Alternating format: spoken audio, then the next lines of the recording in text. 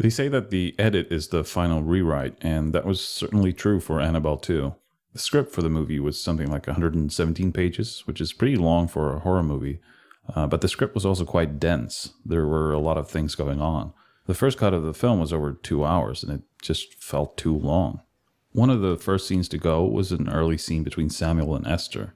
Esther is sewing one of the dresses for the Annabelle dolls when Samuel comes in from the workshop.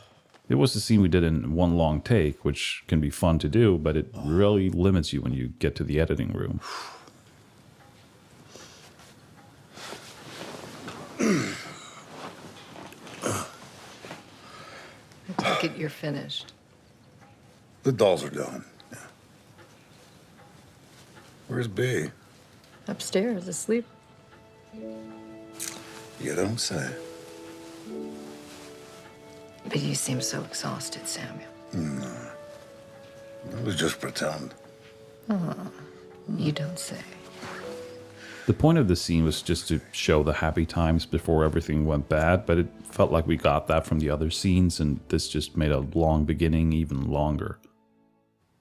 One of the bigger changes was cutting out Sister Charlotte's backstory. Originally, we found out that Charlotte had lost a child of her own. We had a scene where she tells Mrs. Mullins how she got pregnant, and because she was a nun, or becoming a nun, she gave the child up. She later found out that her son had died at the age of 7 when he fell through a frozen lake and got trapped underneath the ice. This would come back and haunt her in 2 scenes. I have to. The first time, she wakes up in the middle of the night when she hears scratching underneath her bed. When she holds a light underneath the bed, she sees that the light projects a shadow of a little boy clawing at her bed as if he's trapped underneath ice.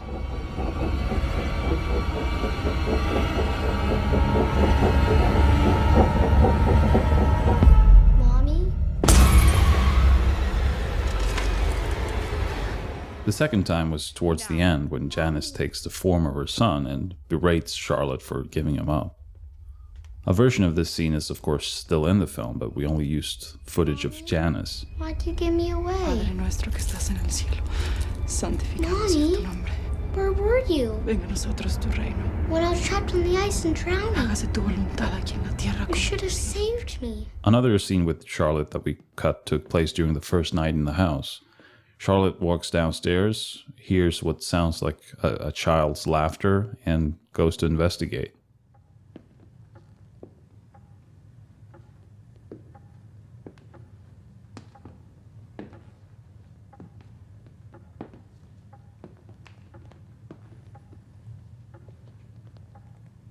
We had one of the PAs run by in the background as a creepy shadow.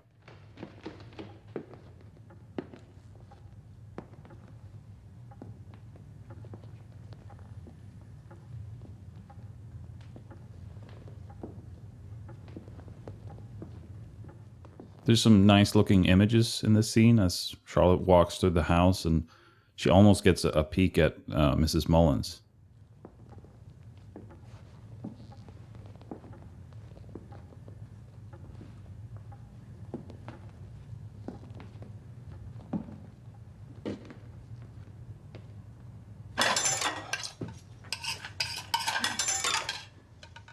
This scene stayed in the movie for a long time. It was actually right before a test screening when we were checking the projection of the film that I felt this scene had to go.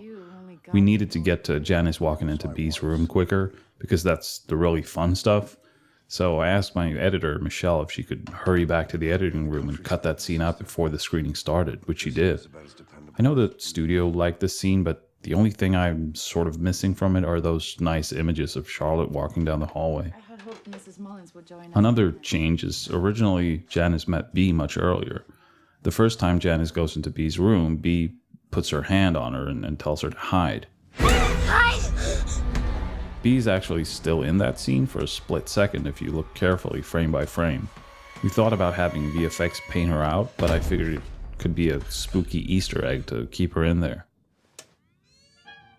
Janice then met B again during the night when Carol and Nancy are telling ghost stories about Mrs. Mullins. Linda? The other night, dear, as I... It's It's not a terrible scene. It's mostly one long take that at first shows the foot of the bed, and then we frame that out so one of the prop guys could put Annabelle in. But we felt that not having Ghost Bee appear until later in the film would have more of an impact once we do see her. Hello? Let's be friends. She's coming. Once Janice got possessed, she originally just hung around the house for a while, which felt weird pacing-wise. The scene with Linda and the pop gun originally came later in the film, after Janice had gotten possessed. Linda heads to her bedroom when she sees Janice in her wheelchair downstairs. After that was the scene where Linda sees Annabelle through the keyhole, and we get into the whole pop gun sequence. After Linda had run up into her bed, we originally panned out into the dark, where Janice came rolling in with Annabelle in her lap.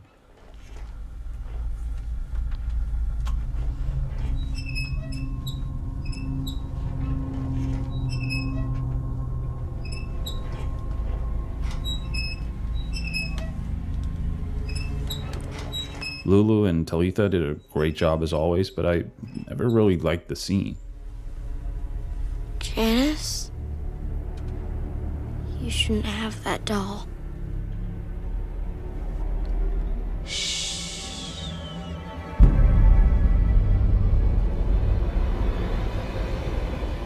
Janice? Janice eventually gets into the lower bunk. Linda decides to peek down, and that's when she sees Annabelle grabbed by a demon hand. So Linda seeing footprints was a later addition. The next day, Linda goes downstairs and discovers that everyone else has gone into town. It's just her and Janice alone in the house. Not wanting to be in the house with creepy Janice, Linda eventually goes out onto the porch where Mr. Mullins finds her.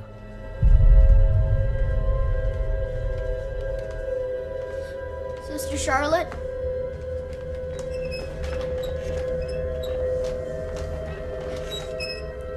You slept late, Linda. Where's everyone else? Since I wanted to move the popgun scene to earlier in the film, we needed to bridge the scene where Carol tells Linda to go to bed and the scene where Linda is sitting on the porch.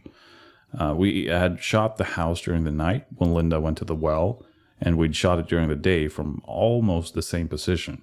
VFX were able to make the two shots line up perfectly and then add a cool transition from night to day. Now it looks so good, it seems like we always planned it that way. Another thing we got rid of to speed things up once Janet got possessed was a scene where, after Mr. Mullins gets killed, Mrs. Mullins tells Charlotte that they have to leave the next day. They're not welcome in the house anymore. Sure you. Mrs. Mullins. Leave! You and the girls! You need to leave tonight! Mrs. Mullins, please. The girls are crying because that means they will now get split up and sent to different orphanages. Carol enters the room, and for once, she's not a bitch and tells Linda that they're all family. That's one thing I was sad to see go, a scene that showed Carol not always being a total bitch. Hey. Don't worry. We're leaving here, but we're staying together. Because we're family. And that's what families do. A scene that was cut was Mrs. Mullins meeting the demon. Before the girls find her dead, we had her getting a Bible yanked out of her hands. It lands next to Annabelle that starts floating up into the air, kind of like she does in Annabelle 1, and we see that it's actually the demon holding on to Annabelle. It simply wasn't a great scene, so we took it out.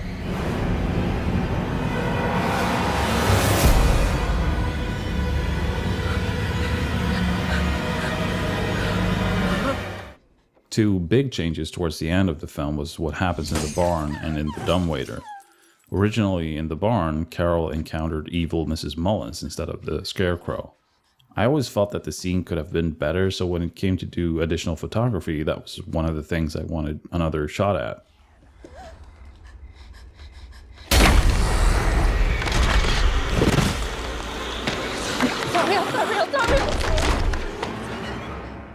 Although Alicia as evil Mrs. Mullins was kind of cool.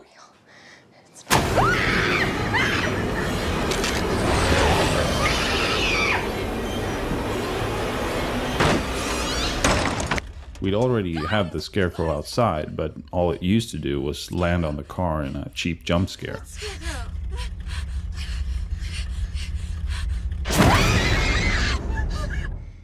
What originally happened in the dumbwaiter was also an encounter with evil Mrs. Mullins. Linda never made it into the room downstairs. Instead, evil Mrs. Mullins came crawling into the dumbwaiter shaft.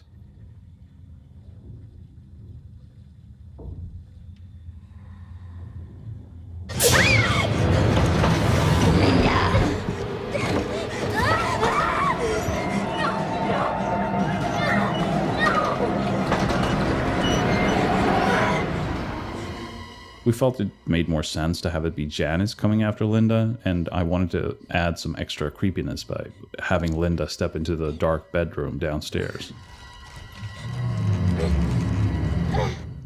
Originally, evil Mrs. Mullins made one more appearance before Linda hides in Annabelle's closet. Seeing evil Mrs. Mullins was the motivation for Linda to go into Bee's room, but it felt like it was too much, like Linda was running around in a haunted house, which she kind of is, but still. Lastly, there was one sequence that was cut, or rather modified, during shooting after we'd already shot part of it. Instead of playing hide and seek, the girls played a game called Sardines. The difference being that once you find the person hiding, you hide with them. So eventually there's only one person looking and everyone else is packed like sardines in a hiding place. We only shot the hiding girls being found in a closet by Charlotte before we realized that it was way too much setup with explaining what sardines was and everything, so we had to simplify. Instead, we got one more scene of Carol being a huge bitch.